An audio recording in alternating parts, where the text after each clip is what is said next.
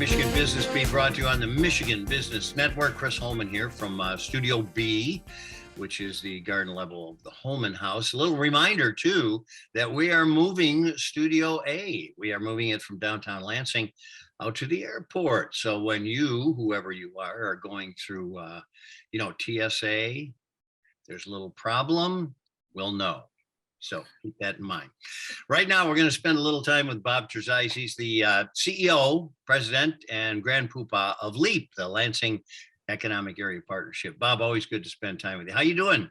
I'm doing great, Chris. That was kind of an ominous warning about your new office in TSA. I'm scared. You know, it's so funny. I was thinking of you specifically. Well, I am known as a troublemaker sometimes. There you go. I don't think so. And I think you've done anything but make trouble for this area, as a matter of fact. But let's get a little update as we head into the fourth quarter here. You guys have been very busy and very productive at LEAP.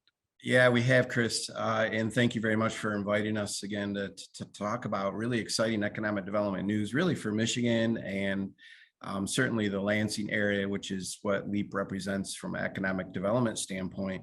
But we continue to experience full throttle major high-tech manufacturing companies worldwide who are exploring in a very serious way sites across Michigan and seemingly many, many sites here in the Lansing area.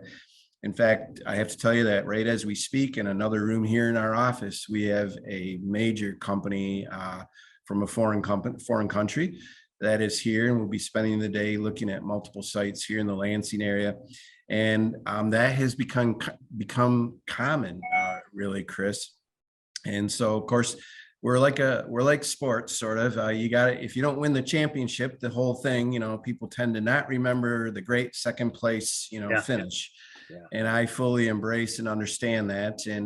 And so we lose a few, but we're going to win quite a few. And I'm very excited. It's just a matter of getting a few more of them across the finish line. And then as all of that is going on, Chris, of course, as a reminder, we did win the $2.5 billion electric car battery plant, the Ultium plant, the partnership between GM and LG Chem. And that is the largest Ultium car battery plant in America that is under construction now. It will have 1,700 jobs. And we meet with Ultium every couple of weeks, really, Chris, because a lot of these companies now, including the ones that are looking at us right now, they're not just asking about incentives and land assembly and sort of more of the classic kinds of economic development issues, but they're asking about people infrastructure issues, public transportation, childcare, housing, affordable housing, and not just the labor force, but the diversity of the labor force. And so it's more complicated than ever about connecting these dots across a community and demonstrating to a company that we can sustain them as a community, for a very long period of time. So it's very interesting work. We're hot for sure, and we're after it. Unbelievable stuff. It really is. Another thing is you were talking about the human issues, the placemaking. Let's talk a little bit about some of that artwork. Placemaking continues, new sculptures in Reutter Park, things like that. Right. Well, thank you. We have a brick and mortar approach to economic development. The brick are the big plants, the big jobs, the big investment, the tall buildings, and we do an incredible job at that. But they can't stand, we think, without the mortar. And of course, mortar doesn't have purpose without the brick. And the mortar is just what you said. It's people infrastructure. It's placemaking. It's diversity, equity, and inclusion. It's art and culture. It's also entrepreneurialism, by the way.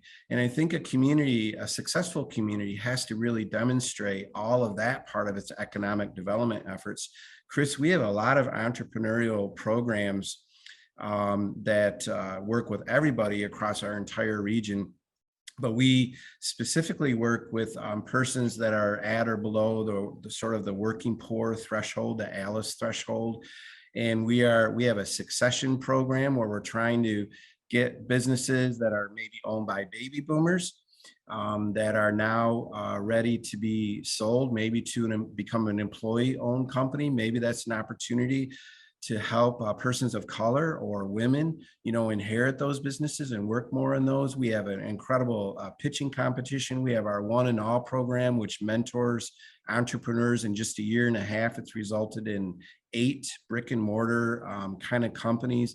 And then we also have initiatives, AgTech and MedTech. AgTech is up along M21, running along the Clinton County, but extends into Shiawassee and Ionia County. And we have a partnership up there to try to build on the assets that are there and bring in more agricultural producers.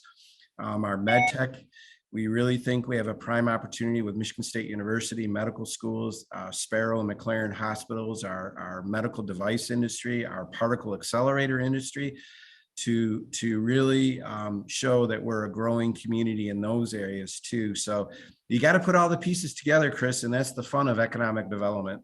Well, it is, and it's mostly fun days, and you've had some pretty good successes and a lot of accolades, by the way. You guys have been ranked very highly. Well, last year we were named by Site Selection Magazine as one of the nation's top 20 economic development agencies. So we were super proud of that. Unbelievable, considering who you compete with in that strata, Yeah.